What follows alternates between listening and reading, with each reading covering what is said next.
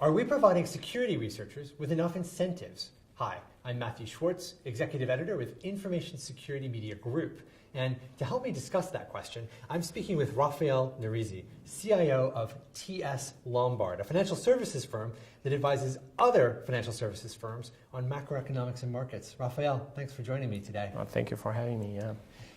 So many of the software flaws that we learn about seem to come through independent security researchers. In the case of the crack flaw with WEP2, with WPA2 and Wi-Fi, PhD researchers.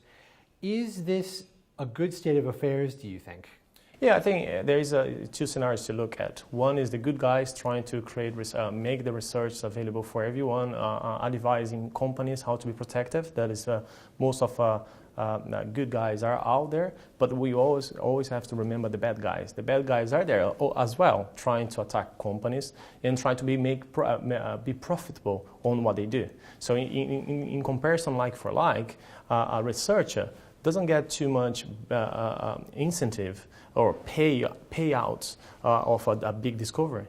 In the other hand, we have the bad guys that actually is very profitable for them to discover or to find out 0 day and sell in the dark web or on deep web. So what I'm trying to say is it's more profitable for the bad guys to make money against the researchers that spend a decent amount of time to find these vulnerabilities to make our environment safe. So yeah, there is a big gap there.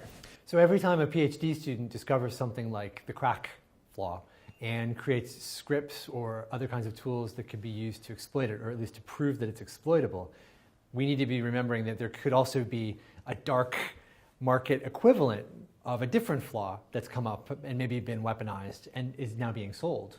Yes, that definitely. I think what we have to remember as well, the recent discovery on the Wi-Fi that is very important to highlight was discovered by two researchers in Belgium. They found a very critical flaw in the protocol of the WPA2, and that actually put us in a kind of, are we in the doomsday? Because Wi-Fi I never believed that Wi-Fi was completely safe. But right now, we are not safe at all. So I'm glad there actually was a good guys that find this flaw, but with behind of this good flaw will come more flaws that can be sold into the dark web. What can we do to change the state of affairs where it is there are so many incentives for non-ethical actors, if you want to be nice about it, for cyber criminals, if you don't want to be nice about it, organized crime gangs, there's a lot of money to be made if you're willing to break the law. That's always been the case. But when it comes to security flaws, is there anything that we can do from a financial standpoint to change that calculus? Yeah, I think so. I think in the dark web, let's put on that way. For the cybercrime, every dollar they spend, the return is 1,500%. So it's a very profitable business.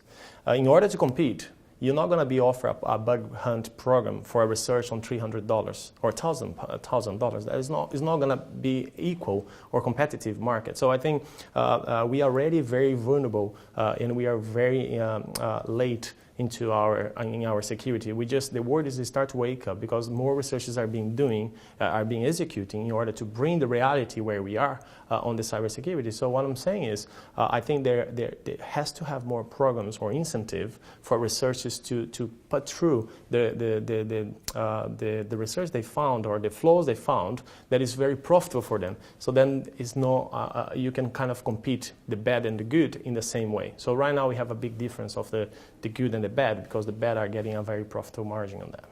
And so where are we going to find the money for these kinds of more funded research efforts, or rewards, if you will? Is that going to come from the likes of Microsoft, Oracle, big?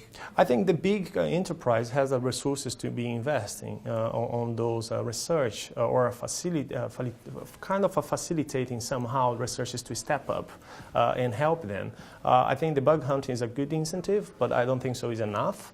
And I think for comparing, I don't like to give some names, but Microsoft, for example, they spent $2 billion in kind of a cybersecurity research against $15 billion marketing. So you can see a pretty big gap there. So they prefer to sell the product instead to be patching the product or discovering even more vulnerabilities on their own software. So that is where we are at the cybersecurity right now. And theoretically, again, not to name companies, but Microsoft is a well-known example, and they've come a long way, if you will, with their coordinated disclosure policies. Exactly. And the pioneering Bill Gates memo of, I think it was 2003, trustworthy computing, we need to get our act together. With Microsoft, in theory, maybe the percentage they're spending on research is actually much higher than the industry norm. I don't know. It could be, but we have always to remember that they are the high priority for hackers, right? Because majority of the business use Microsoft. Yeah, Apple is coming there. Now you can see more malwares, more ransomwares even increasing, infecting Mac computers. But why? Because hackers, they are very clever individuals, very smart. They are there to make money. Those cyber criminals, they are proper institutions. They have a proper, good formation, CIO, developers. They are the best of the best. So in that way, how we compete against that? You see, so I think there is a lot of products that can help any company to fulfill the gaps, but always the human being behind of kind of a cybersecurity will help even more the companies in order to make the right decision. Now, in Europe, with the GDPR coming into effect and organizations needing to notify the relevant regulators within 72 hours of the breach, is that going to change the thinking, at least in Europe at all, do you think, when it comes to the resources devoted to this? Well, I think it's a great incentive for the Europe to create like a policy or framework where all companies should be kind of following into. But as once again, always we have to think about the bad side of things. So if that GDPR can be used for hackers to affect other companies or be hired by maybe your competitor or some incentive to actually bring down that in a particular company, then GDPR could be a weapon. So what we are saying is GDPR is good, but can be weaponized against a company as well. So it could be used against the company, I guess, the threat of extortion. Yeah. We're going to reveal a data breach that we, in fact, as hackers committed, and thus, you're going to violate your local policy, and then you're going to be fined. Data protection, yes, and then you'll be fined.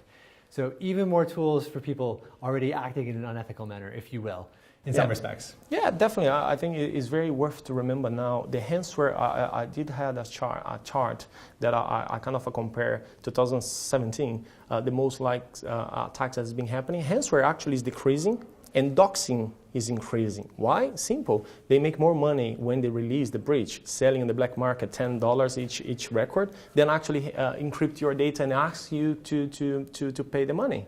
Right? So there is a 50% chance that you have a backup and you're going to be safe. But in the doxing, as soon as I have your data and I'm going to expose the reputation, the money that I'm going to make into your data is going to be much more than the ransomware attack. So I think that there is a movement right now because the doxing is increasing. It has happened with HBO. Right, so or you pay me or going to release the movie, and then Equifax that is pretty recent. So it's 143 million records has been leaked. I don't know if they've been leaked, but definitely exposed. Of US consumers, yes. So think about 100,000 records being sold for $10. Yeah. So. Of course, the really enterprising hackers would be doing the ransomware after they'd already gotten the data, trying to get the ransom, and then doxing the data anyway, probably. Probably. And coming back for more ransom. That's where what we are. So data today is valuable. But as I like to say, sometimes it's quite weird because we like to give our data for free, but as soon as someone lost the data, we start to complain. Right? Because when you buy online, you put your data, you completely agree that the guy is protecting or the company is protecting your data. You don't care about that in that particular time. But after any incident, then you question why, but actually you gave the data. So the valuable information is provided by you.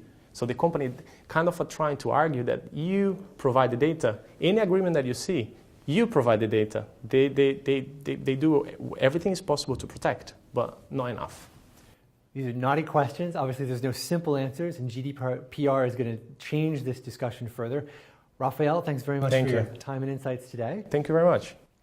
I've been discussing ransomware and also incentives for trying to get more security research from the good guys before the bad guys can discover it themselves with Rafael Narezzi of TS Lombard. I am Matthew Schwartz with Information Security Media Group. Thank you very much for joining us today.